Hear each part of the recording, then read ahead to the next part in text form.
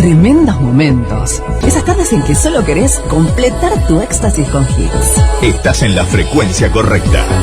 Son tardes únicas. Ahora sentís que cada segundo de tu día vale oro. Somos el motor que te impulsa. Ya no te encuentras solo. Solo no estás.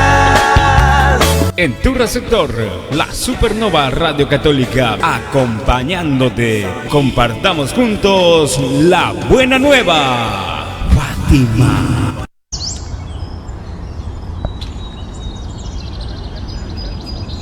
Fátima.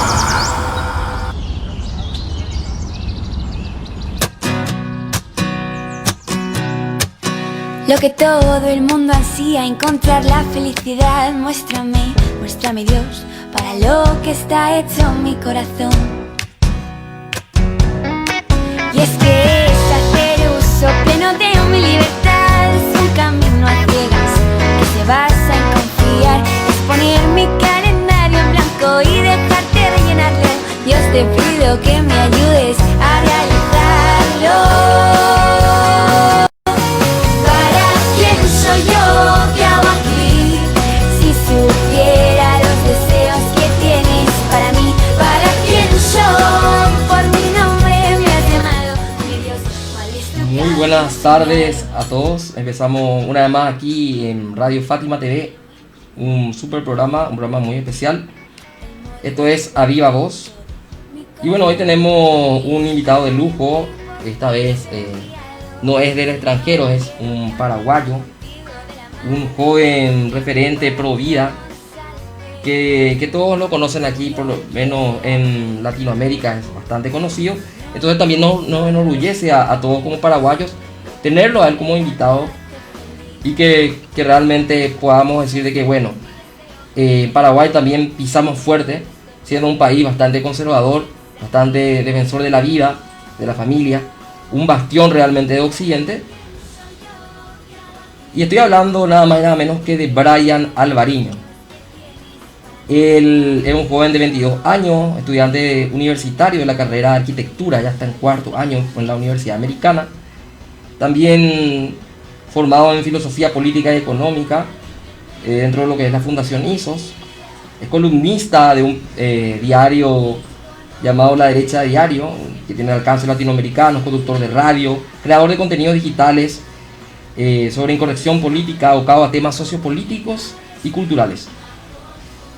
También se dedica a la investigación de asuntos políticos y sociales en defensa de la libertad, dictando conferencias para jóvenes y sumando contenido en las redes sociales con un alcance nacional y, como decía, latinoamericano, buscando aportar a la sociedad desde este espacio. Entonces, ya sin más preámbulos, empezamos la entrevista saludándole a nuestro invitado de lujo. ¿Qué tal, Brian? ¿Cómo te va? Realmente muy bien y muchísimas gracias por la invitación, gustoso de poder compartir este espacio con ustedes.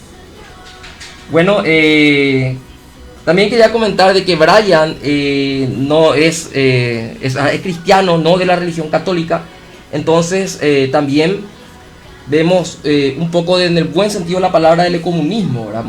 Es una palabra que de repente a muchos no les gusta, por cómo se malinterpreta, ¿verdad? Lo que respecta al sincretismo religioso, etc.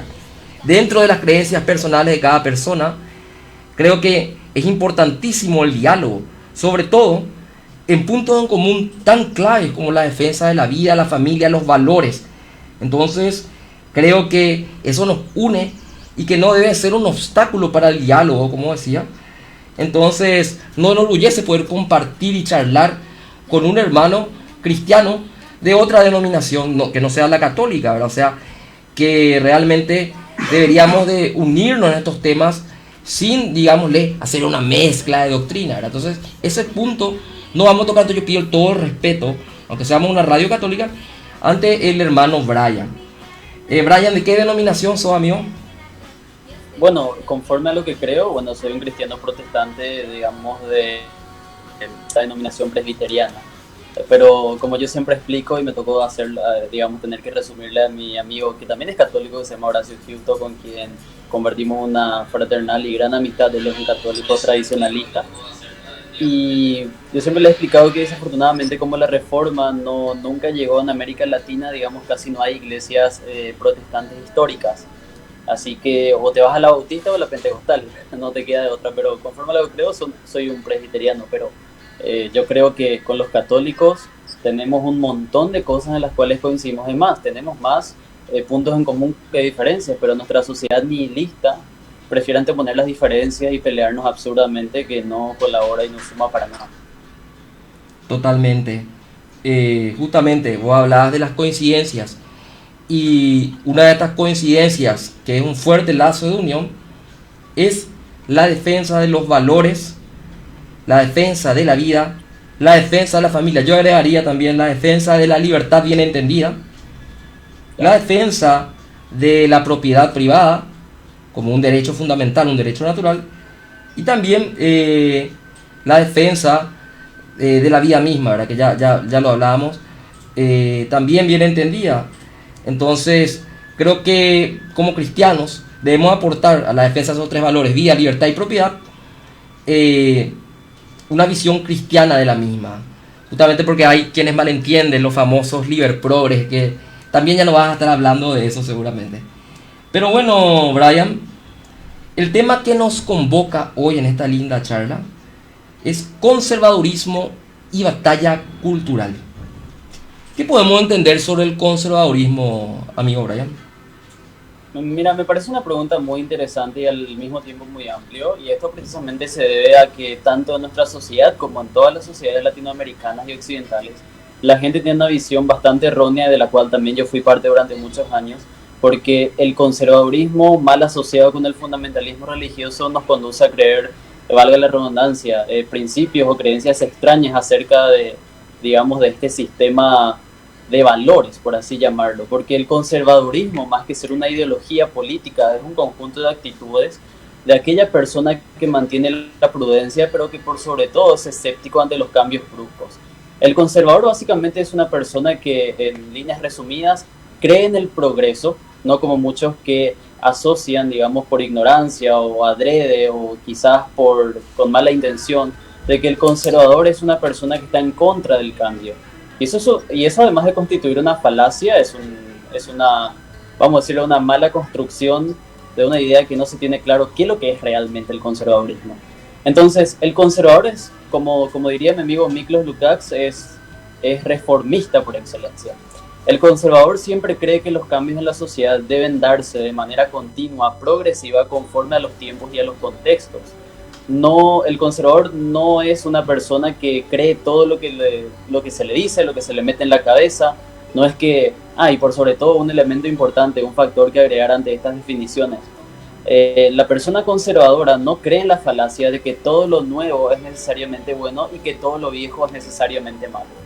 Ante una situación como la que hoy vivimos, ante una sociedad tremendamente, como ya te decía, como ya te adelantaba, tremendamente nihilista, donde el debate ya no es una cuestión natural, sino una cuestión más bien de acepciones, de segregaciones, en donde tenemos individuos que desafortunadamente, en vez de apelar al debate sano, recurren a los ataques personales, a las falacias ad hominem, construyen conceptos erróneos acerca de este conjunto de principios que vengo mencionando.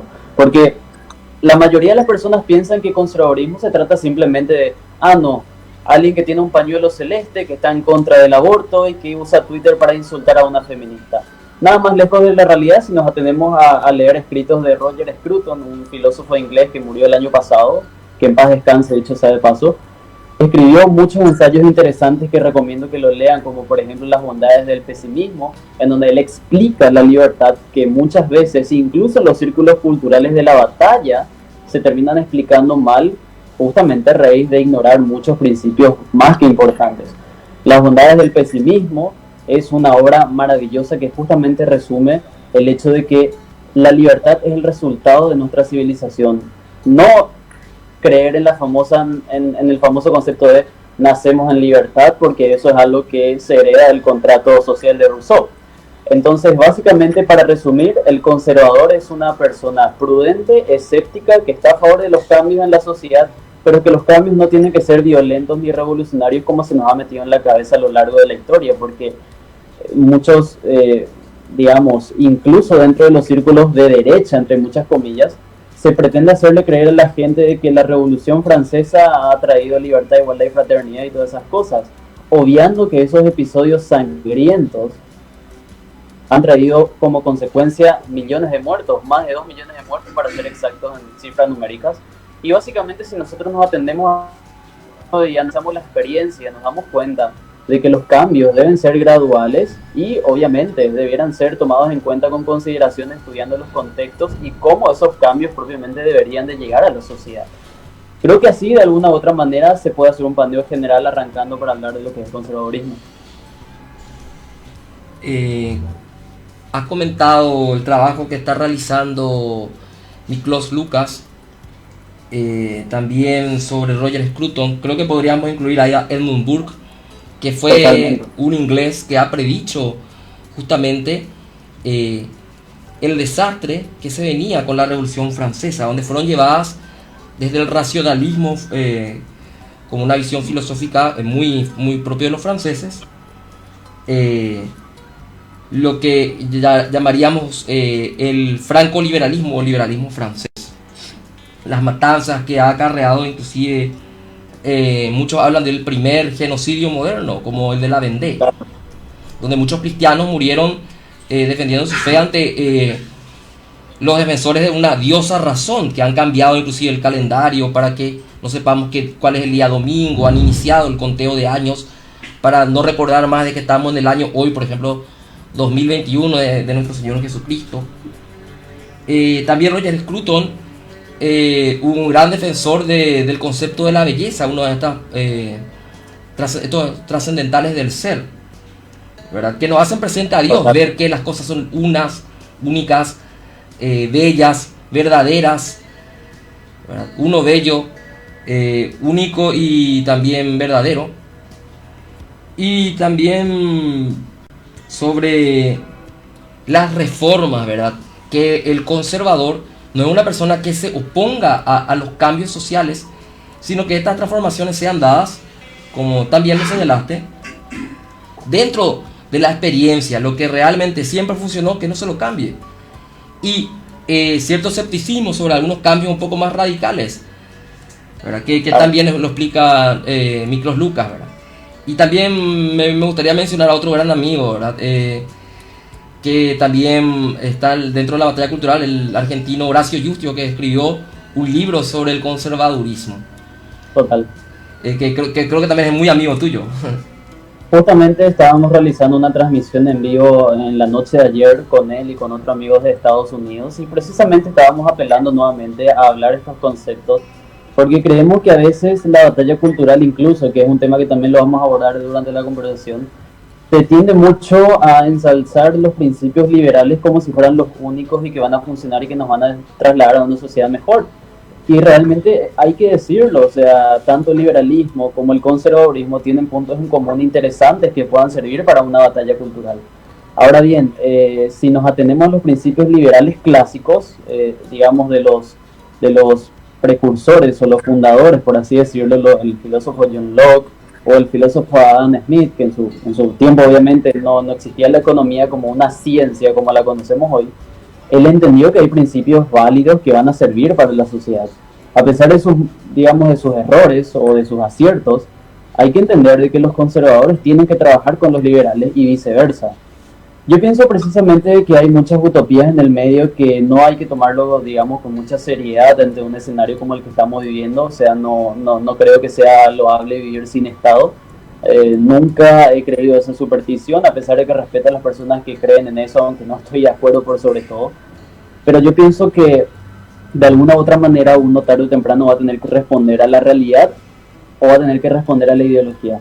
Es por eso que yo creo, y yo me hago cargo de esto, como Horacio también lo manifiesta abiertamente, de que el liberalismo, que aunque tenga muchos factores positivos en la economía que hace que los países prosperen a gran escala, no deja de ser una ideología porque es una filosofía política que no pretende explicar toda la realidad de las cosas que nos suceden. Es por eso que cuando los liberales se ponen a explicar asuntos culturales se extralimitan. Y yo no digo que sean ignorantes, algunos lo hacen adrede, otros con mala intención y otros con buena intención. Hay de todo dentro de la viña del Señor, como sabemos. Pero pienso que el conservador, como es reformista por excelencia, se atiende a analizar las cosas que suceden en la sociedad. El liberal, por ejemplo, por lo general, no siempre, ¿verdad? Hay muchísimas excepciones buenas, pero por lo general tiende a omitir justamente estos principios porque su filosofía no le permite explicar realidades obvias que tienen que ver con la cultura.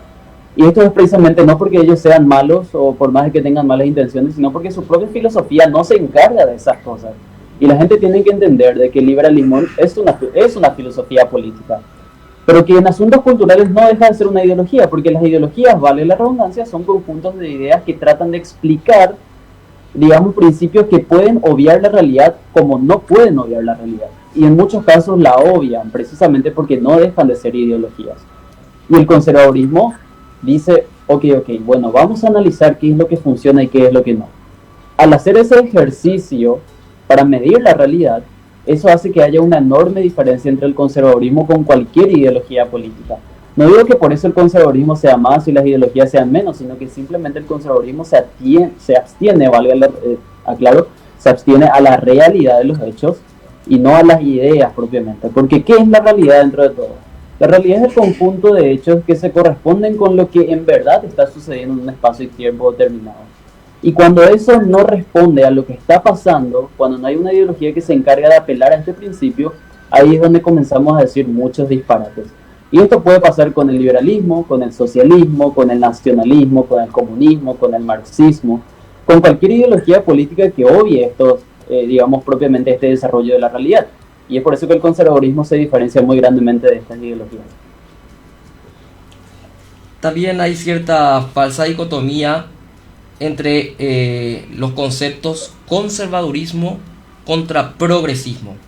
Has aclarado muy bien de que el conservadurismo no se opone al progreso. Claro. Pero entendiendo, ¿verdad?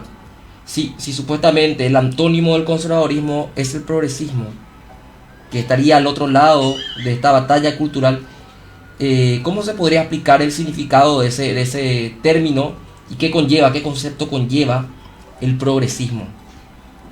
Hay una frase en España que voy a utilizarlo ahora mismo, que si algún español llegara a ver esta entrevista lo va a entender perfectamente. Y en España se dice progresismo a progreso es igual que carterista a cartera. O sea que no tienen nada que ver lo uno con lo otro. Precisamente porque el progresismo es una filosofía, vamos a decirle, o un conjunto de ideas filosóficas que desfasan por completo la realidad y que desafortunadamente en los tiempos que vivimos a ese desfasaje de la realidad le aplican mala intención y detrás de esas malas intenciones hay mucho dinero. Creo que no es ningún secreto lo que estoy diciendo, ya todos lo sabemos. Pero lo que quiero llegar es que el postmodernismo ha llegado a nuestros tiempos con la desidia de tener que eliminar todo lo que sea realidad y todo lo que tenga que ver con una civilización completa, porque su fin último, y los que somos cristianos lo vamos a entender, o sea, esto no le podemos explicar a alguien que no crea lo mismo que nosotros porque no va a compartir. Pero para los que son creyentes, sean católicos o protestantes o deístas incluso, tienen que entender que el fin último dentro de la batalla cultural es la lucha entre el bien contra el mal. Es más, de hecho, mucho tiempo antes la Virgen María había dicho que la última batalla que se llevaría a cabo iba a ser, de hecho, digamos, obviamente del diablo contra Dios, pero va a ser contra la familia. Porque la razón por la cual se está atacando mucho a la familia no es por un asunto de que ellos odien la heterosexualidad, siendo que hay millones de progresistas heterosexuales.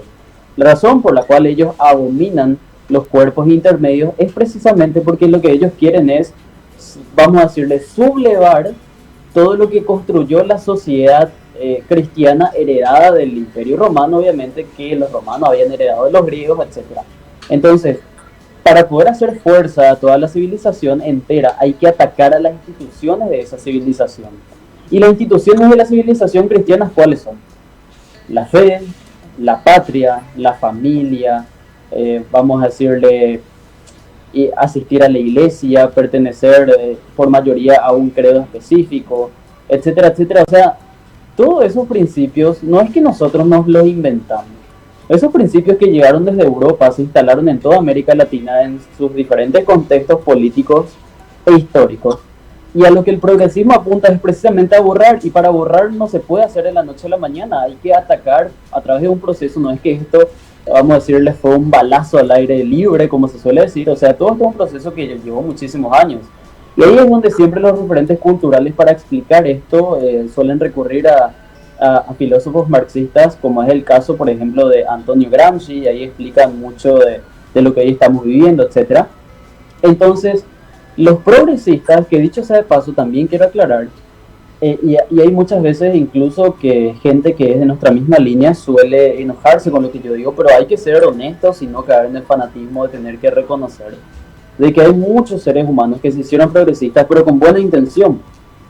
Ojo que hay gente que busca la realidad, pero como no tuvieron la fortuna de encontrarse con la verdad, entonces terminaron cayendo en las falsas expectativas que le han ofrecido los progresistas a través de sus diferentes corrientes, a través de sus diferentes filosofías, a través de sus diferentes movimientos, y que con la buena intención de cambiar el mundo han sido arrastrados hacia esos movimientos. ¿Qué puede ser? Para las mujeres el feminismo, para los homosexuales la comunidad LGBT, para las personas de tez morena puede ser Black Lives Matter, para las personas con sensibilidad ambiental puede ser la causa del alarmismo climático, para la gente, digamos, que respeta mucho a los pueblos originarios a través del indigenismo, que dicho sea de paso, solamente que los movimientos más populares son Black Lives Matter y el feminismo, y la comunidad LGBT, pero hay muchos más. Entonces, aquellas personas que han querido hacer bien las cosas, desafortunadamente, han sido engañados por estos movimientos y han sido una gran masa. De hecho, ayer con Horacio Gisto, en la transmisión en vivo que teníamos junto con otro amigo de Estados Unidos, yo le estaba diciendo a ambos de que hace 5 años o hace 10 años atrás, por lo menos acá en Paraguay, vos podías tener una conversación tranquilamente con un amigo, con un familiar, y podían comer un asado un domingo hablando de todos los temas sin que nos diferenciemos demasiado. Pero la polarización social que ha traído el progresismo a la sociedad hace que incluso ya no podamos tener tranquilamente amistades o buenos relacionamientos en muchos de nuestros entornos, ya sea en la universidad, en la escuela, en el colegio, en los entornos de amigos, en familiares. Hoy muchos de tus viejos amigos de infancia están dispuestos a dejar de hablarte solamente porque no pensás como él.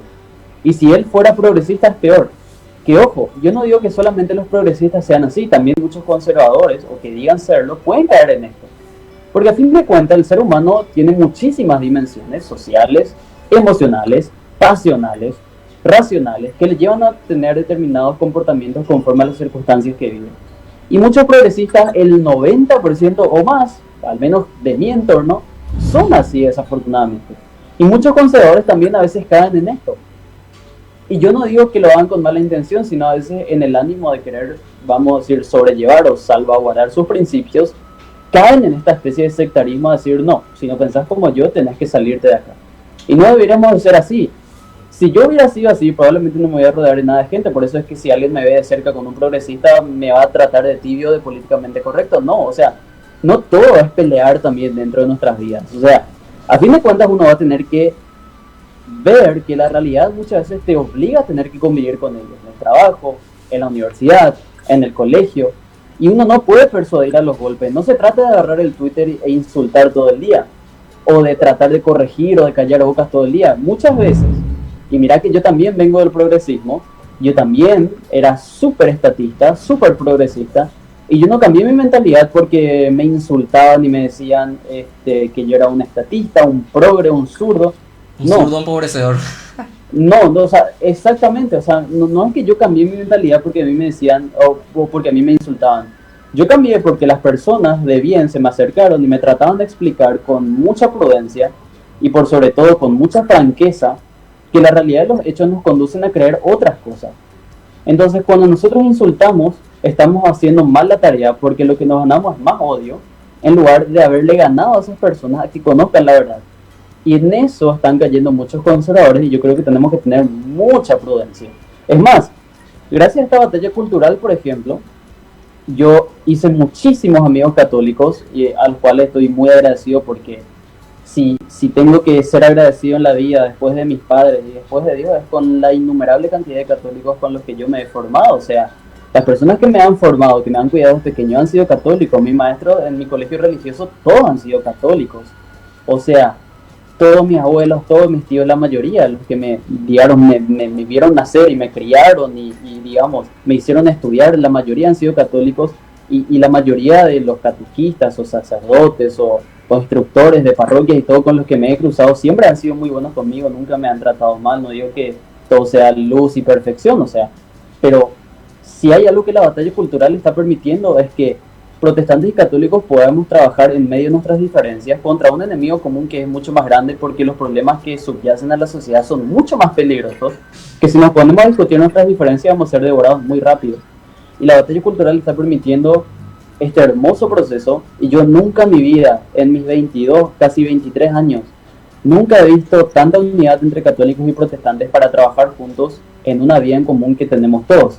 Eso me ha permitido tener amistades de referentes importantes dentro del catolicismo, como también del protestantismo, con quienes podamos trabajar juntos y podamos elaborar una hoja de ruta en contra de un enemigo en común mucho más grande. Y gracias a eso, por ejemplo, podemos tener la conversación que yo y vos estamos manteniendo, porque imagínate cuando la polarización del mundo no existía y estábamos 20 años atrás, 15 años atrás, esto hubiera sido imposible y casi impensable. O sea, ver un programa de televisión donde esté un sacerdote y un pastor para otro tema que no sea debatir era prácticamente impensable. Ahora nos hemos dado cuenta que el enemigo en común es mucho más grande, es mucho mayor, y ahora no nos queda otra que dejar las boludeces de lado, perdón por el término, pero comenzar a trabajar juntos, porque es el momento. Gracias a eso, yo tengo una gran amistad también en México, de una chica que se llama Clara Cuevas, que es una influencer católica con quien también incluso hemos hecho transmisiones en vivo compartiendo nuestras similitudes y entendiendo que la batalla es importante y que católicos y protestantes deberíamos de hacerlo juntos. Con Horacio Houston la misma cosa y con otros muchos más.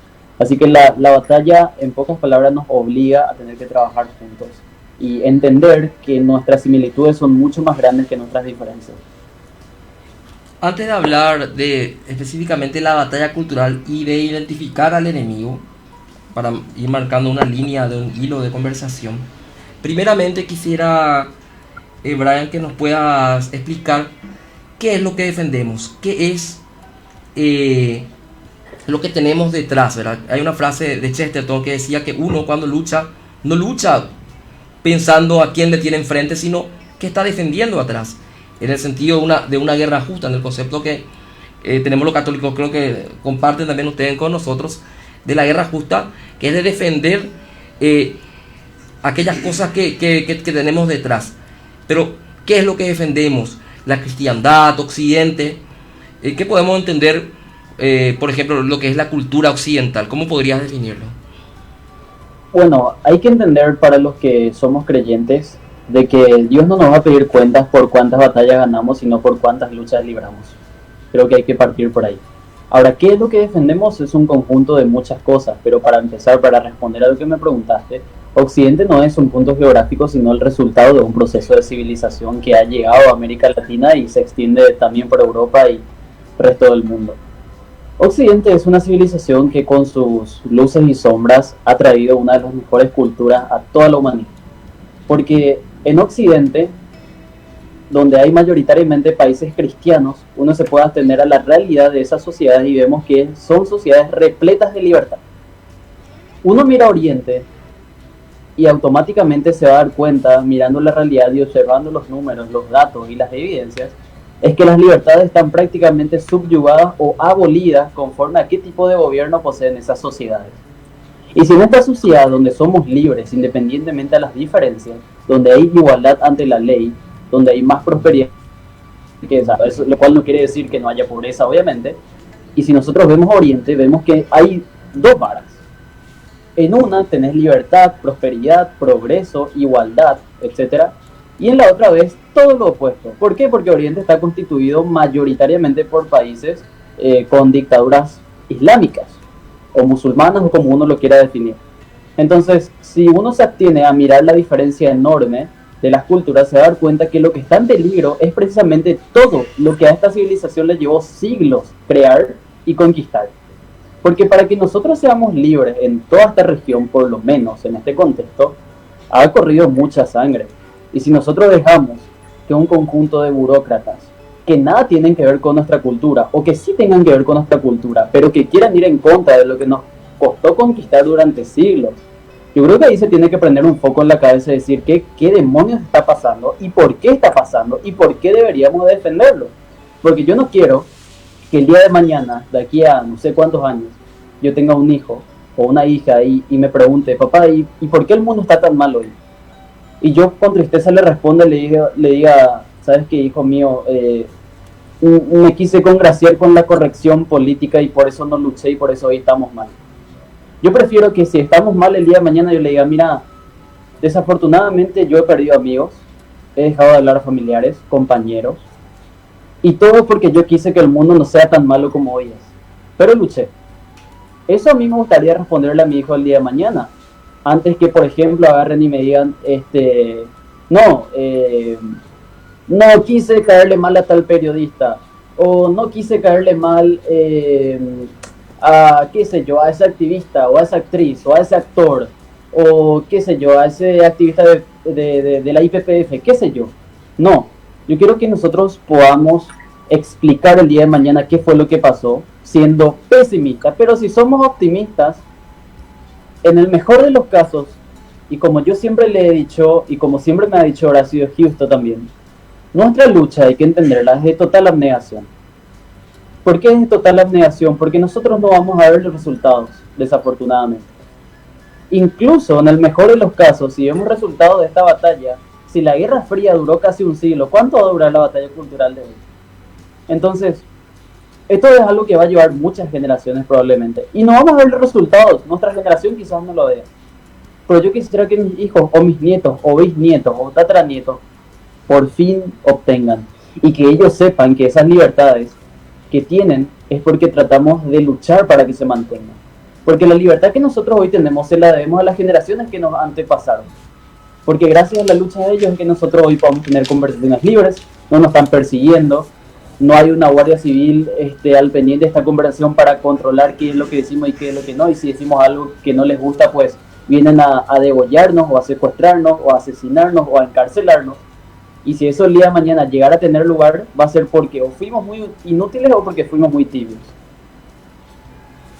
Brillante. Brian, podríamos decir entonces de que Occidente es la unión de Jerusalén, la fe que nos viene del pueblo elegido, la filosofía griega, el derecho romano.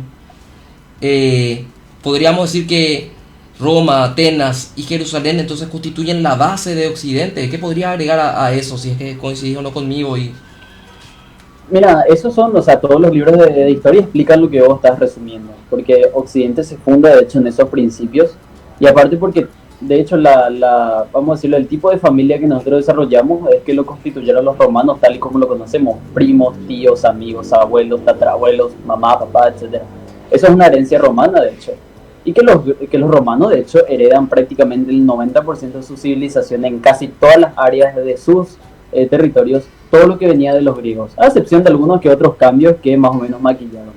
Pero Occidente es el resultado justamente de ese proceso de civilización que resumimos ambos, y que además acoge a todos los principios de la cristiandad que se desarrollaron justamente en Asia, en parte de África y en parte de Europa, y que como consecuencia con el descubrimiento de América llega esa civilización a nuestras tierras hace relativamente 500 años. Y si se tardó mucho en conquistar libertades en esta parte del planeta, con todo lo que eso conllevó, y mira que yo tampoco es que endioso, digamos, al hispanismo, por así decirlo. Yo creo que el hispanismo ha sido, entre lo bueno y lo malo, ha sido lo mejor que América Latina pudo haber recibido, porque antes de la presencia de ellos sabemos perfectamente que los sacrificios humanos eran cosa normal, o sea, rituales con bebés era algo común. Y los pueblos originarios, digamos, nos hubieran conducido a otro tipo de civilización, que es muy difícil saberlo, pero que no era algo necesariamente bueno si es que estudiamos la época.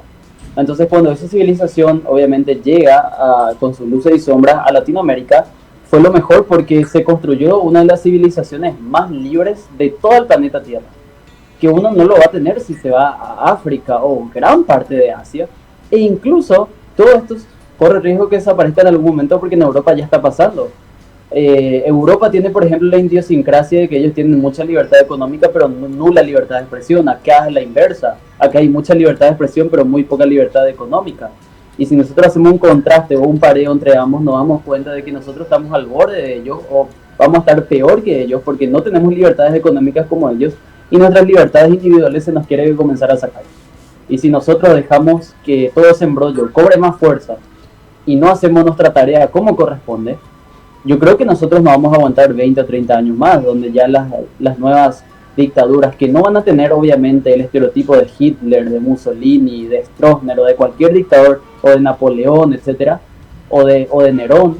O sea, las nuevas dictaduras ya no van a ser militares, las nuevas dictaduras van a ser culturales, y que ya está pasando en muchos lugares del mundo, como lo podemos ver en parte de Europa, y están resistiendo, de hecho, Polonia y Hungría, que son los mejores ejemplos para poder entender por qué allí no está triunfando lo que llamamos hoy globalismo.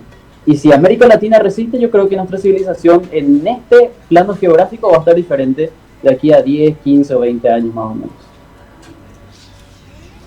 Querido Brian, quisiera antes de entrar ya en lo que es la batalla cultural, ir a una pequeña pausa, ¿verdad? Entonces, Sí.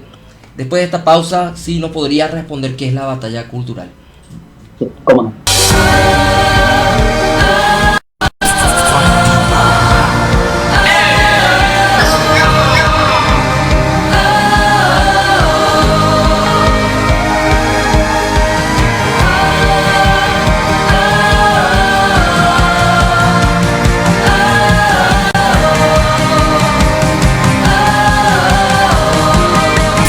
Esperanzas no las pondré en fantasías, siempre que quise llegó la melancolía, mis ojos brillan cuando tienen de tu luz, no quiero nada, nada que no seas tú, nada que no sea, nada, nada, nada, nadie que no seas tú, que no seas tú, que no seas tú, nada, nada, nada, nada.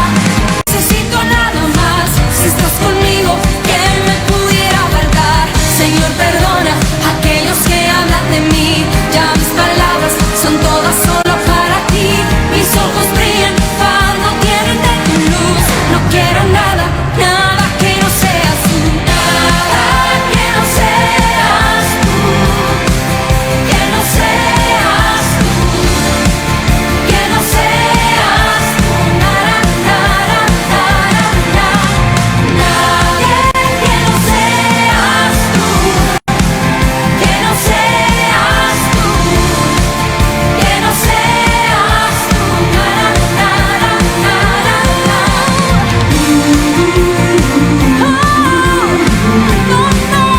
no quiero a nadie que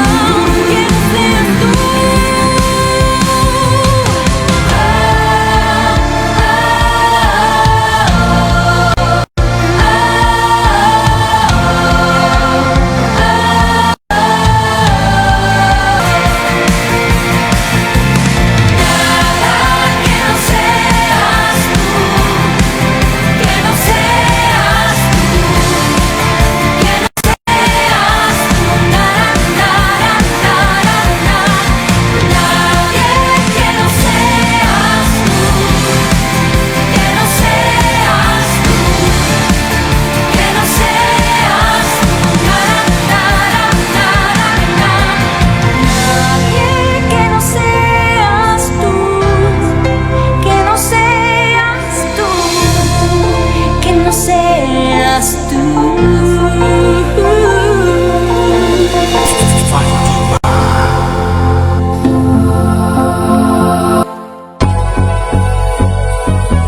Tremendos momentos. Esas tardes en que solo querés completar tu éxtasis con hits. Estás en la frecuencia correcta. Son tardes únicas. Ahora sentís que cada segundo de tu día vale oro. Somos el motor que te impulsa. Ya no te encuentras solo. Solo no estás. En tu receptor, la Supernova Radio Católica, acompañándote. Compartamos juntos la buena nueva. Fátima.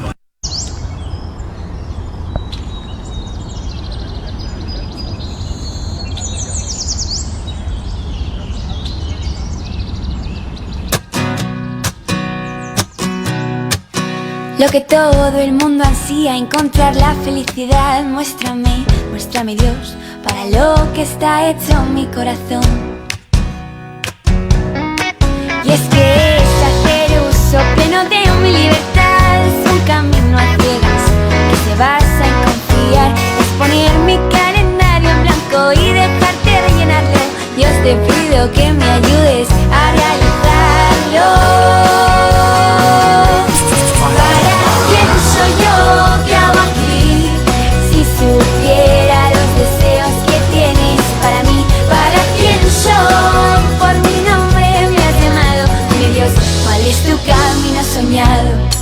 aquí en La Viva Voz. Son ya las 16:20 horas en este miércoles 20 de octubre del año 2021. Seguimos con nuestro invitado de lujo, un paraguayo que realmente está resaltando a nivel latinoamericano dentro de lo que es la batalla cultural, de lo que va a hablarnos justamente ahora, a nivel hispanoamericano.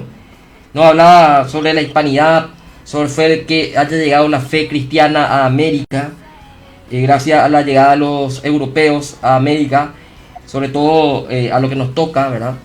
Lo que es Hispanoamérica. Quería recomendar como pausa, ¿verdad? Como, digamos, el corte comercial, un libro de un invitado que ya lo tuvimos aquí, que es Cristian Rodrigo Iturralde, que escribe 1492, El fin de la barbarie y el inicio de la civilización, que habla de cómo se pasó de grupos indígenas que estaban en el Paleolítico, en el Neolítico, algunos capaz en la edad de hierro, en la prehistoria, a una civilización cristiana, ¿verdad? Que ha fundado 23 universidades, que ha creado hospitales, que ha traído la escritura, inclusive conservado idiomas como el quechua, el nahual, el guaraní, que nos toca a nosotros como paraguayos. Y bueno, realmente bastante interesante, ¿verdad? Cristian es seguramente también un conocido de Brian. Y bueno, Brian, seguimos con el hilo de nuestra conversación. Nos toca ahora conversar sobre lo que es la batalla cultural. ¿Qué podríamos decir? ¿En qué consiste esto? ¿Agarrar las armas? ¿Qué tipo de batalla es esta? ¿A qué se refiere con batalla cultural? Me parece muy interesante la pregunta y yo resumiría de esta manera. La batalla cultural es la suma de todos los esfuerzos por preservar todas aquellas conquistas que tardaron siglos en crearse. Esto implica mantener la igualdad ante la ley, defender la libertad, bien entendida como vos lo dijiste al inicio del programa, y que todos estos esfuerzos se lo hagan en torno a la capacidad de aportar de cada uno desde la trinchera que le toca. Batalla cultural, como te dije, no se trata simplemente en términos sencillos de ir, hacer un tweet, un trending topic o armar un video y listo. Es mucho más que eso. Voy a usar un término cristiano. La batalla cultural debe evangelizarse en todos los, vamos a decirlo, en todas las áreas posibles.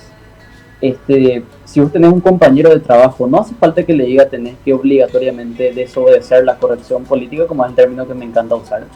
Pero simplemente si vos comenzás a aportar y a crear en él una imagen de la realidad de los hechos, por naturaleza esa persona va a tener que responder tarde o temprano a la realidad, porque se va a encontrar con un espejo de cosas que nunca antes se había dado cuenta por la enorme censura que tenemos, no solamente en las redes sociales, sino en todos los medios hegemónicos y tradicionales de comunicación. Entonces, cada esfuerzo que uno haga desde su trinchera, desde su lugar de trabajo, hablando con un amigo, con un grupo de amigos, si tenés de cerca tuyo a una persona indiferente, si por Twitter o por Facebook o por WhatsApp en grupos de amigos o de compañeros vos podés compartir lo que pensás con mucha prudencia y con mucha cautela y con mucho fundamento, uno está sumando a ese conjunto de esfuerzos que te dije al inicio. Porque este conjunto de esfuerzos que nosotros hacemos para preservar la libertad y la igualdad en todo, y por sobre todo el respeto por, digamos, por los diferentes credos que no se respetan en Oriente, como te dije antes del corte, se tiene que llevar a cabo a través de una lucha que no tiene tiempo, es una lucha sin cuarteles, es una lucha que obliga moral a todas las personas de bien que quieran aportar a que se sumen al carro y que no sean indiferentes, y que la suma de todo lo que cada uno aporte desde su trinchera puede traer grandes cambios a la sociedad. Quizás, como te lo dije, quizás sonando un poco pesimista, esto puede llevar años, décadas, siglos, no lo sabemos, pero podemos tener la certeza de que por lo menos las generaciones que nos van a suceder van a crecer conociendo la realidad y no se van a dejar engañar, porque nosotros no tenemos nada más que nuestra propia voz y nuestra propia libertad, que todavía nos resta antes de que se nos saque. No tenemos absolutamente nada más que nuestra fuerza de voluntad, como decía, no recuerdo si era Benjamin Franklin o Albert Einstein, que la mayor fuerza no es un motor, no es un motriz, es la voluntad que conlleva cada uno dentro suyo en pos de sus objetivos.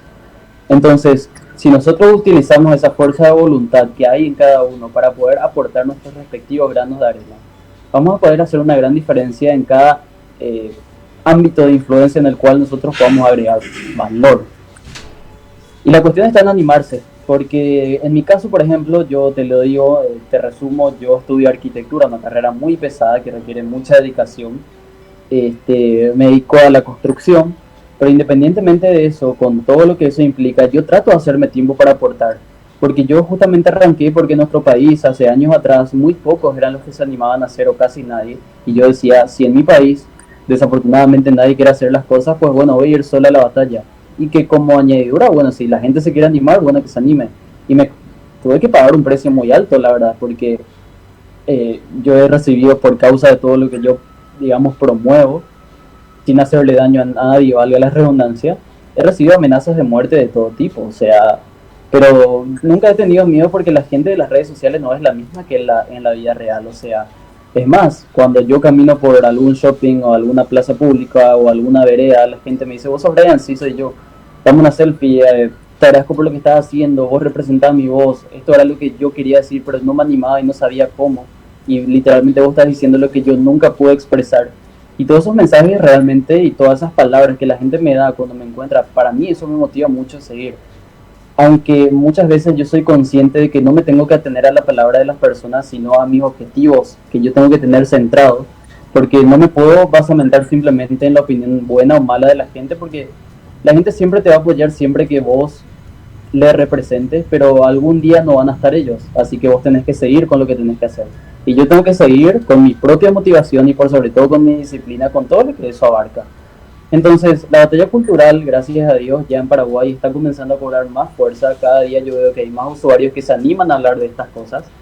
Cada día hay más programas como los tuyos que se atreven a hablar de esto, a dar espacios para que estos lugares, para que estos temas tengan lugar día a día. Y para que como consecuencia la gente que va a ver esto se anime y sepan que no están solos. Que hay una mayoría silenciosa, que es silenciosa precisamente porque está censurada. Porque no tiene cómo, digamos, dar estos puntos de vista en los medios tradicionales, porque a ellos obviamente no les conviene que nuestra voz tenga espacio. Entonces, si ellos entienden todo eso y pueden sumar y puedan contribuir a esa suma de esfuerzo, yo creo que la batalla cultural va a ir por un mejor camino y creo que Paraguay no va a estar tan dañado y creo que Paraguay puede renacer ante todas las invasiones e injerencias extranjeras que hoy estamos padeciendo. Básicamente en eso resumiría la batalla cultural. O sea que me encantó tu respuesta porque hablaste de algo tan sencillo. Muchas veces la gente dice, bueno, tenemos que conseguir financiación, tenemos que hacer cosas grandes. Y vos diste en el palo, ¿verdad? O sea, de que la batalla cultural pasa por nosotros mismos, que la batalla cultural pasa por en los ambientes en los que nos desenvolvemos, en la escuela, en el colegio, en el trabajo, en la familia, en el barrio, o en la iglesia, justamente, inclusive, ¿verdad? Porque yo no sé si hacia las tiendas de ustedes, pero en nuestras tiendas tenemos al enemigo dentro, ¿verdad? Porque me imagino que vos conocerás lo que es la teología de la liberación. Justamente esta mentalidad de querer mundanizar el evangelio y con capaz hasta buena intención tener una opción preferencial por los pobres, ¿verdad? Bueno, hay en otro lado también que se llega en otro extremo que dice que el pobre muere pobre porque quiere, ¿verdad? Pero bueno, de eso capaz hablemos un poco más adelante, ¿verdad? Pero esta teología de la liberación toma aquellas ideas de un ateo, Marx, que es Carlos Marx, un ateo que llamaba a la religión el opio del pueblo y que realmente es incompatible. Justamente hablando de incompatibilidades, ¿verdad? Es capaz un tema polémico el que voy a tratar contigo, si me permitís. Pero dentro del magisterio de la Iglesia Católica hay unas cuantas encíclicas que condenan una ideología. Hay muchos que dicen, bueno, es una parte de esta ideología, hay otra parte rescatable, otros que no, que generalizan y más o menos inclusive ven por todos lados esta ideología y que inclusive también algunos decimos, ¿verdad?, de que capaz haya una raíz de esta ideología en la otra que es el marxismo, comunismo, socialismo, etc., que es el liberalismo. Capaz vos conozcas me imagino que sí, ¿verdad?, a Santiago Giraldo. Él ha pasado de considerarse liberal libertario a considerarse hoy reaccionario, siguiendo a un gran colombiano que es Nicolás Gómez Dávila. También el mismo Horacio Justio, fundador de la Fundación Libertad, hoy, ¿verdad?, se considera conservador.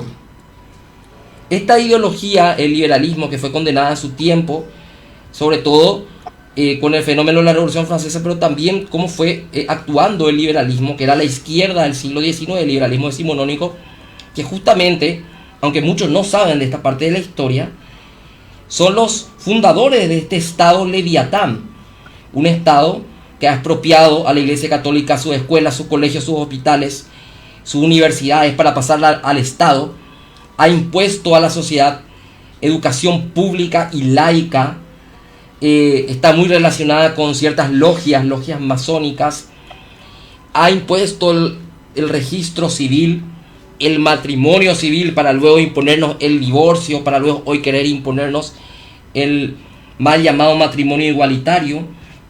Entonces, que en Hispanoamérica, en España y aquí en Latinoamérica se habla mucho por lo menos en ese tiempo, y hoy se habla poco capaz y se ignora, de que este liberalismo decimonónico hizo que avance el Estado sobre la vida de las personas, inclusive aboliendo los cuerpos intermedios, ¿verdad? Un liberalismo individualista, un liberalismo utilitarista, un liberalismo que inclusive, ¿verdad?, son la base de lo que hoy conocemos como liberprogres, como lo que es Antonella Marti, lo que es una Gloria Álvarez, etcétera, que también dentro de esta batalla cultural, ustedes, los referentes liberales o conservadores, o liberconservas, como dicen, le dan bastante palo a estos liberprogres.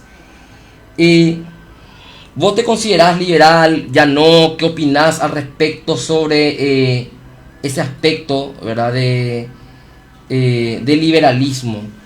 ¿Tiene sus límites? ¿Tiene sus cosas rescatables? ¿Qué puedes decirnos al respecto? Wow, son muchos temas que convergen en lo mismo. A ver por dónde arrancamos. A ver, sí, Horacio Giusto, que es un amigo a quien ya le mencioné un par de veces durante la entrevista, de hecho él mismo ya lo dijo abiertamente, él viene del liberalismo, y él tuvo que abandonar esa filosofía porque tarde o temprano tú tenías que responder o a la realidad o a la ideología. Entonces cuando uno se pone a estudiar se va a dar dando cuenta tarde o temprano a qué es lo que tenés que responder, si quieres responder a tus emociones o a esa razón a la que muchos liberales recurren cuando les conviene. Porque cuando ponemos el coeficiente de razonabilidad en muchos de los asuntos que mencionaste antes de pasarme la palabra, automáticamente ellos se olvidan de eso. Por ejemplo, un liberal, cuando vos le decís neoliberal, se ofende. Bueno, yo no le digo ahora, pero nada más un ejemplo. Ah, no, vamos a las ramas de los conceptos. Le decís matrimonio igualitario y ahí se olvida de que tenemos que apegarnos a los conceptos. Pero cuando le decís neoliberal, ah, no, eso no existe por esto y esto y esto. Pero le hablas de aborto, le hablas de matrimonio igualitario, eutanasia, se terminó ahí la moralidad y la razonabilidad para ellos. Para muchos de ellos, porque no quiero meterla todo en la misma bolsa. Ahora, yo nunca, y te soy muy honesto, como no soy católico, nunca profundicé realmente el tema de esto, de que a pesar de que tengo una amiga mexicana que sí me ha más o menos sintetizado, que se llama Frida Espinosa, una activista pro vida muy importante en México. Ella me ha dicho, ella es una católica muy ferviente, ahora muy practicante, y me ha dicho que sí, el catolicismo efectivamente condenó el liberalismo y todo eso. Pero sí conozco a otra gran amiga que también está en esto, que es Mamela Fiallo. Por si no le conocen, les recomiendo que la sigan. Una gran amiga por sobre todo, y ella, por ejemplo, se define siendo católica, ella se define a ella misma como libertaria. O sea, hay muchos agujeros que yo veo y digo, o sea, a ver, hay católicos que hasta se sienten ofendidos por autodenominarse liberales, y hay católicos que incluso se denominan libertarios. Entonces, como yo, digamos, no soy católico y tampoco me defino, nunca me definí como libertario, entonces tipo, bueno, dejo esa discusión para ellos. Yo siempre cuando, y te soy muy honesto, esto es otro punto importante, yo no soy muy amigo de las etiquetas realmente. O sea, cuando alguien me pregunta cuál es tu filosofía o tu posición política o tu ideología, a ver, si me querés encasillar, me da igual. Si me decís liberal, libertario, paleolibertario, conservador, derechista, bolsonarista, trompista, de verdad me da igual. O sea, el ser humano es tan complejo como para que vos les encasilles en una ideología política específica. O sea, para no tener que hacerle mucha explicación a alguien cuando me pregunta, le digo, soy de derecha, de nueva derecha y punto, por economía de palabra. Ahora, Si me preguntas qué pienso sobre el rol del Estado, sobre la sociedad, etcétera, yo como conservador, como te dije al inicio, soy muy prudente en ese sentido. Y yo no creo en utopías, o sea, es por eso que no creo en el anarcocapitalismo, como tampoco creo en el comunismo, como tampoco creo en el socialismo. Porque son utopías, y las utopías que son básicamente, son un conjunto de ideas que desfasan por completo la realidad de los hechos. Y el anarcocapitalismo se ha sumado a la categoría de comunismo entre las ideologías que desfasan propiamente esa realidad. Entonces, partiendo de esa base, yo en lo personal, no, vamos a decirle, yo soy un conservador, pero no me definiría reaccionario, vamos a decirlo. Pero, como estamos en batalla cultural, y todo lo que te he explicado desde que empezó la charla, todas las disputas que eventualmente podamos tenerlo, hagámoslo al privado y ahí, digamos, hagamos un moquete intelectual con mucho respeto, con nuestros puntos de vista dispares, y dejemos para en privado dialogar con eso. Ahora tenemos que entender que tenemos en común un enemigo mucho mayor que nos va a hacer daño tanto al liberal como al libertario, como al conservador, al reaccionario, a todas las ideologías que están más en el cuadro de la derecha, y que tenemos que unirnos porque a toditos nos van a pasar por igual. Este fenómeno tan grande del progresismo no te va a preguntar si sos conservador, católico, protestante, reaccionario o libertario para pasarte encima. Con tal de que no pienses como ellos, mínimamente ya va a ser suficiente para que él venga a pisotear tu libertad. Entonces, si es que ellos no miden el nivel ideológico o político de alguien, ¿qué es lo que tenemos que hacer en la vereda del frente para ser prudentes? Bueno, vengan todos. Es justamente, por eso es que yo admiro mucho a Trump, que tampoco es Dios, o sea, es un ser humano que tiene errores, que también tiene aciertos, que tuvo mucho más aciertos que errores desde mi punto de vista, pero que justamente él lo que hizo fue lograr algo que nunca la nueva derecha pudo hacer en la política en el siglo XXI. Y Donald Trump es la personificación exacta de lo que nosotros debimos haber hecho hace mucho tiempo. Porque cuando nosotros veíamos protestas pro-Trump a lo largo de los 50 estados en Estados Unidos, veíamos que él logró aglutinar a confederados, a libertarios, a liberales, a conservadores, a católicos, a protestantes, a homosexuales que criticaban la comunidad LGTB porque no se dejan manipular, a mujeres que no se dejaron manipular por el feminismo, a gente que no se dejó engañar por el alarmismo climático, a todo ese cúmulo de gente que no piensan del todo igual, pero que tienen valores innegociables, él logró juntar. Y uno veía marchas pro-Trump y veía banderas de todos estos movimientos que acabé de citar yo.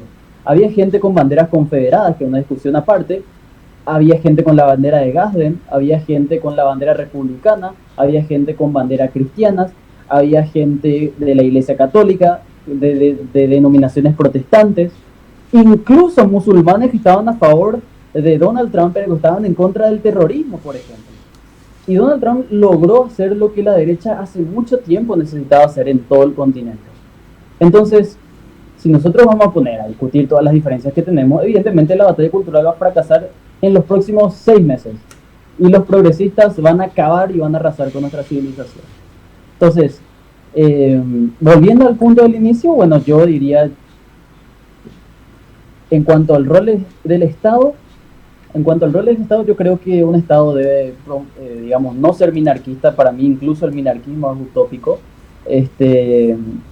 Yo creo que hay ciertas instituciones que el Estado tiene que tener bajo su control, pero no excederse. Yo creo en la economía del libre mercado, es la que, justamente porque soy escéptico y porque soy prudente y porque analizo la realidad, me doy cuenta que el libre mercado ha funcionado más que la intervención del Estado. Por lo tanto, yo me doy cuenta de que los impuestos tienen que ser bajos. Los números nos demuestran de que los países más ricos siempre son países que son puramente libre mercadistas. Quizás no del todo, pero que apelan más al libre mercado que a la intervención del Estado. Y tenemos literalmente ejemplos en los 5 continentes. Paradójicamente, aunque muchos no lo crean.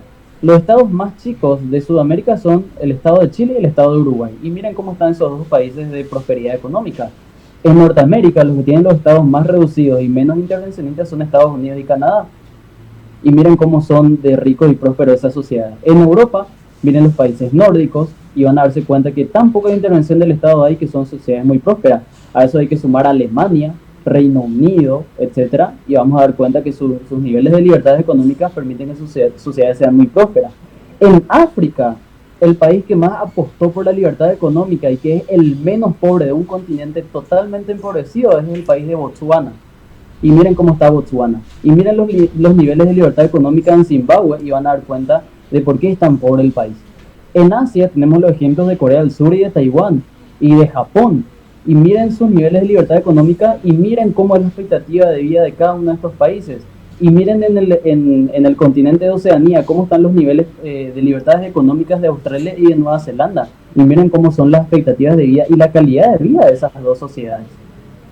Entonces, si tan grande es el torrente de evidencias que nosotros tenemos a la luz del día para comprobar, entonces, ¿por qué tenemos que poner en ejercicio modelos que nunca han demostrado efectividad? Entonces, el libre mercado es súper importante, pero eso no me hace a mí rendirme o arrodillarme ante el fundamentalismo del mercado que promueven los libertarios o los anarcocapitalistas. O sea, yo no soy ningún súbdito del mercado. El mercado es importante, pero el mercado también se puede utilizar para cosas malas. ¿O por qué piensan que Bill Gates va valiéndose del libre mercado? Bueno, no quiero decir esto porque estamos en transmisión en vivo y se puede censurar, pero ya saben lo que hace este magnate con su dinero, que aprovechándose y valiéndose de un sistema tan productivo como el libre mercado, ya sabemos lo que hace. George Soros, etcétera, etcétera, Rockefeller, etcétera, etcétera. Miren que esta gente aplica el libre mercado y les funciona tan bien que ya utilizan al mercado para malos fines. O sea, a ver, todo bueno con la libertad económica, pero ¿qué hacemos con esa libertad económica? A fin de cuentas hay un componente humano muy importante que hay que saber utilizarlo, porque que el mercado sea bueno no significa que siempre se lo va a usar para bien, y el libre mercado se vale para muchas cosas malas. Entonces, no todo lo que es mercado es necesariamente bueno, como no todo lo que es Estado es necesariamente malo. Yo creo que eso es lo que hay que entender y que muchos libertarios y liberales deberían de comprender. O sea, yo me definía antes como un liberal clásico, digamos, pero creo que si hay un conjunto de principios que me identifica más, es el conservadurismo. Pero el conservadurismo bien entendido, porque como te dije al inicio, desafortunadamente este conjunto de principios se entiende muy mal por culpa de los progresistas que han construido una imagen súper negativa de qué es el conservadurismo propiamente. Sí, te forman, ¿cómo te dice? Ellos te definen al enemigo, ¿verdad? O sea, ellos como enemigos nos definen a nosotros, ¿verdad? Y Nicolás Márquez hablaba de qué es la derecha y qué podría ser esta nueva derecha. Y también escribió un amigo mío, Fernando Romero Moreno, un libro llamado La Nueva Derecha Argentina. Él hace una descripción de por lo menos 4 grupos que deberíamos de unirnos. Por lo menos nadie dice que seamos un grupo uniforme, homogéneo. Dentro de esta heterogeneidad, dentro de estas diferencias, por lo menos aliarnos. Esto pasó cuando en guerras contra el Islam, en la batalla de Lepanto, se tenían que unir grupos que capaz tenían sus diferencias, pero tenían que unirse ante un enemigo en común, que era, por ejemplo, en ese tiempo el Imperio Otomano, turco otomano musulmán, bastante más radical que inclusive otros califatos anteriores.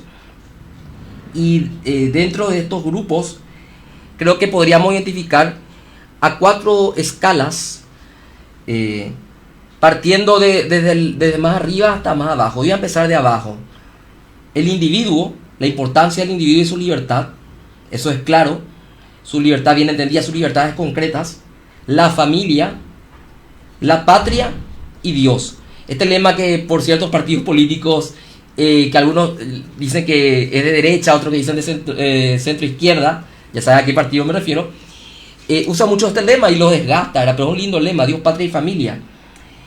Y yo agregaría al individuo bien entendido, ¿verdad? No en el sentido de los liberales, ¿verdad? Y yo identifico a ciertos grupos que hay que sacar trigo y cizaña. Dentro de lo que es Dios o fe, a los tradicionalistas, ¿verdad? Sin que terminen siendo reaccionarios, rechazando todo, siendo puristas. Entonces, le deberíamos de incluir, yo estoy dentro de esa línea, no obviamente la purista, no obviamente la reaccionaria, pero sí en esta contrarrevolución los tradicionalistas. Ahí podríamos inclusive haber grupos bastante tradicionalistas como o por lo menos nacionalistas y conservadores como el de Polonia, Hungría, el carlismo. Luego lo que es patria, a los nacionalistas, que no confundan a la nación con el Estado, ¿verdad? Porque una cosa es defender nuestros valores, nuestra cultura, nuestro folclore, otra cosa es defender que el Estado avasalle este leviatán sobre las libertades individuales. En otro sentido, en el sentido de familia, a los conservadores. Ahí, por ejemplo, me imagino al partido Vox o al mismo Donald Trump que ha citado, ¿verdad? Que ha logrado aglutinar a muchos sectores que estaban en contra de lo que conocemos como el Deep State. Y dentro de lo que es la defensa del individuo, a paleolibertarios. Esto lo decía Fernando Romero Moreno en su libro, que ha tenido la gentileza de regalarme, y que también se refería Nicolás Márquez cuando citó sobre la derecha, donde yo le podría citar en ciertos aspectos a Javier Milei, o por lo menos a otros liberales como quienes se definen como paleolibertarios, como Agustín Laje, Mamela Fiallo. Ella siempre separó lo que es liberalismo que es libertarianismo. Ya dice libertarianismo es derecha y liberalismo es izquierda, refiriéndose por ejemplo a lo que fue la Revolución Francesa, a la que muchos liberales dicen, no, eso era comunismo. O sea, creo que si caemos en decir y no ver los errores de ciertos matices, por lo menos de la ideología, vamos a caer a ser igual que los socialistas, que dicen, no, eso no es verdadero socialismo. Creo que ciertos liberales que dicen eso por la Revolución Francesa dicen, no, eso no era verdadero liberalismo. Entonces, tradicionalistas, nacionalistas, conservadores y paleolibertarios, excluyendo obviamente a los progres de esto, ¿verdad? También Alejandro Bermeo ha hablado sobre este turbocapitalismo que llega a tener ciertas características de un nuevo feudalismo. Y sabemos que los monopolios, los oligopolios, estas multinacionales oligopólicas, son enemigos del mercado. Son enemigos de este libre mercado que muchos liberales defienden. Porque crean grandes multinacionales que abarcan y acaparan el mercado y que realmente destruyen a los emprendedores, a las pequeñas y medianas empresas. Y detrás de esto está la gran especulación financiera, la gran banca y todo esto que vos citaste, ¿verdad? Jorgito Soros, como dice Milva, ¿verdad? Entre otros que vamos a usar claves para referirnos, ¿verdad? Entonces, creo que también un gran intelectual como Chesterton hablaba del distributismo, que era que todos podamos ser pequeños capitalistas y que no haya unos pocos grandes capitalistas con todo y que la gente no tenga trabajo, que no tenga empresas, que no tenga emprendimiento, que es algo que defendemos. Porque siempre lo decimos aquí en este programa, de que el emprendedor es el héroe de la patria, el que emprende, el que hace un negocio, el que da un trabajo, esos que crean pymes, que hacen innovaciones, ¿verdad? Y no por eso yo me considero libertario, ¿verdad? Lo digo como no liberal, que yo defiendo el emprendimiento, que yo defiendo las pymes, pero estos turbocapitalistas, estas multinacionales oligopólicas, van consumiendo y acaparando todo. Es más, inclusive están por encima de los estados y los dominan para imponernos ideología de género, para imponernos todas estas cosas que realmente vienen de estos ultracapitalistas. O sea, que no es solamente el enemigo del Estado, como dicen algunos libertarios, no todos, ¿verdad? Por eso me encantó que dijiste, no todo lo del mercado es bueno, como cuando en junio te llenan de los colores LGBT, y no todo lo del Estado es malo. Pero ya sí, obviamente sí, estamos en contra del avance del Estado, que va avanzando, aumentando impuestos, y que coincidimos perfectamente. Totalmente. Hablaste del aspecto internacional, como se nos va acortando el tiempo, quiero trasladarlo al ámbito nacional, querido Brian. ¿Cómo ves la batalla cultural en Paraguay? Y hago un comentario al respecto. Yo no sé si vos conocés o no el programa El Liberalismo Pecado que tenemos con Emilio Rapilleta, Esteban Serafini, Guillermo Velázquez, entre otros amigos que solemos rotar, ¿verdad? Somos los que siempre estamos en este programa. Y el debate que tuvimos con Hugo Vera y con Héctor Acuña del Instituto ISOS, ¿verdad? De la Fundación ISOS. Muchos decían que esta pelea iba a significar primero una división de la derecha paraguaya, ¿verdad? Por decir mal y pronto, la derecha, porque, bueno, el término tampoco no es que me guste tanto, pero bueno, para darle un nombre a esta derecha. Pero yo veo que inclusive ahora se está abriendo un diálogo y un debate en el que aprendemos unos de otros las cosas. ¿Cuál sería tu opinión al respecto? ¿Cómo estamos dentro inclusive de estas pequeñas discusiones que vamos teniendo, de esta diversidad de pensamiento de derecha? ¿Cómo vos le ves a la derecha en Paraguay? Muy buena pregunta realmente. Y mira, ante todo yo creo que Paraguay está más o menos que se gestó la batalla cultural y recién están haciendo la batalla cultural. A pesar de que diría yo que la Fundación ISO fue prácticamente el primer organismo en Paraguay que arrancó con este tema. Subsecuentemente llegó otra institución como el Instituto Fernando de la Mora, donde también se han dispuesto a trabajar, vamos a decirle, por la libertad, aunque ellos son de una corriente más liberal clásica, y donde justamente tienen ejemplos muy buenos de cómo hay que hacer la batalla dejando de lado las diferencias. Y yo siempre he dicho, y quiero ser prudente como conservador siempre, de que nosotros en Paraguay recién estamos en una etapa bastante prematura de la batalla cultural y todavía hay muchísimo que hacer. Paraguay necesita tener muchos referentes serios que dejen de lado la apatía, la boludez de diferenciarnos por lo mínimo y unirnos por lo mucho que coincidimos. Y por sobre todo la batalla tiene que llegar al ámbito de los medios también, porque realmente estamos muy lejos de tener una batalla cultural como en Argentina, donde Milei literalmente, por ejemplo, hoy está por ser diputado gracias a las enormes y multitudinarias y numerosas intervenciones que ha dado en televisión, por aire y por cable en Argentina. O sea, si él ahora tiene muchos votos en la Villa 31, es porque literalmente a él le veían hasta de los conos más ricos hasta los conos más pobres de toda Argentina. Por algo es que tanta gente le está votando. Y si nosotros no tenemos esa capacidad de llegada, obviamente que no vamos a poder llegar muy lejos, salvo que lo hagan por las redes sociales. Pero no el 100% de la gente está con las redes sociales en mano, y más todavía la gente ya muy mayor que digamos. Entonces, Paraguay necesita más referentes, y por sobre todo más que referentes, gente que se anime y que tenga la convicción. Porque en Paraguay hay mucha gente que quiere hacer la batalla, pero se están peleando por diferencias muy estúpidas. Por eso es que yo muchas veces prefiero, digamos, no entrar en estos asuntos de pelearme con la gente. O sea, a mí los progresistas me pegan y para mí es natural recibir todos los días insultos de ellos. O sea, ya me acostumbré porque es un deporte favorito que a ellos les encanta, porque saben ya cómo yo pienso, cómo no pienso y que no voy a estar de acuerdo con ellos nunca prácticamente. Salvo en casos milagrosos. Ahora, lo que sí a mí me molesta no es lo que los progres me peguen, sino que me peguen los que, digamos, deberían de estar de mi lado.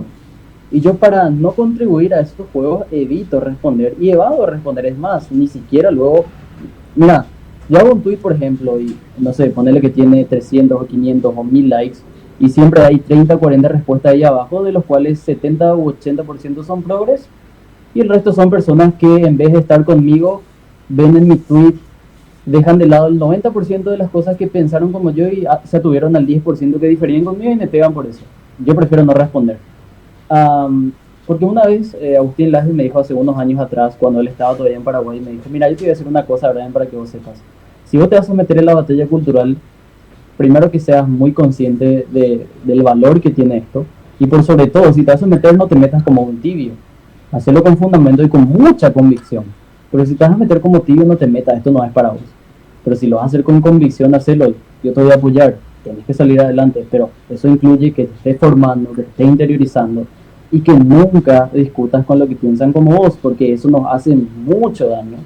Y en Argentina ya tanto ha crecido, por ejemplo, la batalla cultural al punto que desafortunadamente ya tienen internas entre ellos en vez de unirse y derrotarle a los que le están haciendo el mal mayor. Muchos ya se despertaron, y trasladando el contexto paraguayo, yo pienso que evidentemente nosotros deberíamos dejar de lado las diferencias ya, porque si seguimos discutiendo entre quién es más liberal, porque los liberales tienen sus internas entre que todos reclaman ser el verdadero liberalismo, todos. Los anarquistas dicen no, nuestro liberalismo es el verdadero. Los minarquistas dicen no, nosotros somos los reales. Y los liberales clásicos, no, ustedes son nuevos, nosotros somos los reales. Y entre conservadores se pelean entre conservadores y reaccionarios. ¿Quién es más católico, quién es menos católico? E incluso ya me ha pasado varias veces, solamente que yo prefiero eludir. O sea, a mí hay gente que me dice, vos sos un protestante, hereje, hijo de Lutero, no estás en la iglesia de Jesucristo, te vas a parar en el infierno. Y resulta ser que nosotros estamos en medio de un enemigo en común tan grande que hay gente que se pasa boludando con estas cosas, a los cuales yo prefiero no tomar en serio. Así como hay libertarios que dicen, vos sos feroz estatista, y resulta que eras minarquista. y por ser minarquista ya sos estatista para ellos. O sea, estatismo es una religión secular que lo practican los socialistas, que nada tiene que ver ni siquiera con los liberales clásicos, pero son tan fundamentalistas, no todos, ¿verdad? Repito, no quiero meterla todo en la misma bolsa, pero la gran mayoría de los anarcocapitalistas son así. Entre los católicos hay así, entre evangélicos también, y hay evangélicos que le acusan a los católicos de lo peor, de esto, aquello. Discusiones tan absurdas, insignificantes y tan boludas al mismo tiempo que no contribuyen para nada. Entonces yo, digamos, ya hace mucho tiempo que dejé de lado las diferencias y no me voy a discutir. Es más, gente con quien yo me llevaba súper bien, resulta que me comenzaron a pegar con Twitter y yo obviamente comencé a odiar esas cosas porque yo hace mucho tiempo me di cuenta de que nuestra civilización está en riesgo, vamos a perder nuestras libertades muy pronto, y si comenzamos nosotros a discutir diferencias internas, digamos, cuando se derrame la leche no vengan a llorar, porque prefirieron ser más liberales, más puristas, más reaccionarios, más religiosos, y entre que querían ganar esa batalla de egos, el enemigo vino y nos pisoteó a todos. Básicamente yo diría eso, que tenemos que comenzar a madurar en la batalla cultural y tenemos que luchar juntos y tenemos que hacerlo ya e influir que nuestras ideas lleguen a más personas y por sobre todo no busquemos convencerle a los que piensan totalmente diferente porque ya muchos de ellos no van a cambiar de parecer, pero por lo menos si podemos llegar a la gente indiferente que todavía no sabe qué bando va a tomar, por lo menos expliquémosle la realidad y que ellos con sus propios juicios lleguen y entiendan hacia qué lado tienen que estar aún en las diferencias que podamos tener y que luchemos juntos.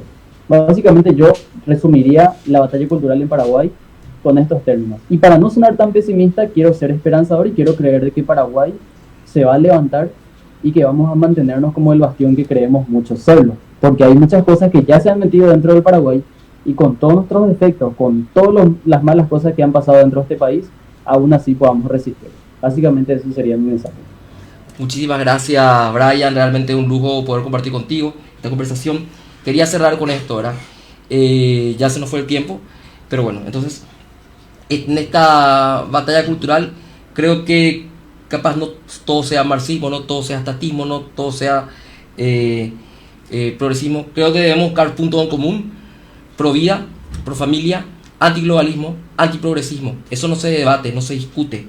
Y de que entonces también podamos identificar de que esto va, vos como conservador, yo como en cierto sentido tradicionalista, invitar a los paleolibertarios a que no caigamos tampoco en el individualismo. Rescatemos los cuerpos intermedios, donde se crearon estos cuerpos intermedios artificiales, feminismo, ecologismo, no sé qué, que nosotros podamos acaparar también la sociedad.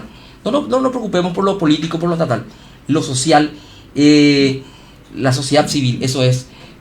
Ahí está el inicio de nuestra batalla. Muchas gracias, nos encontramos el próximo miércoles. Esto fue A Viva Voz. Muchas gracias.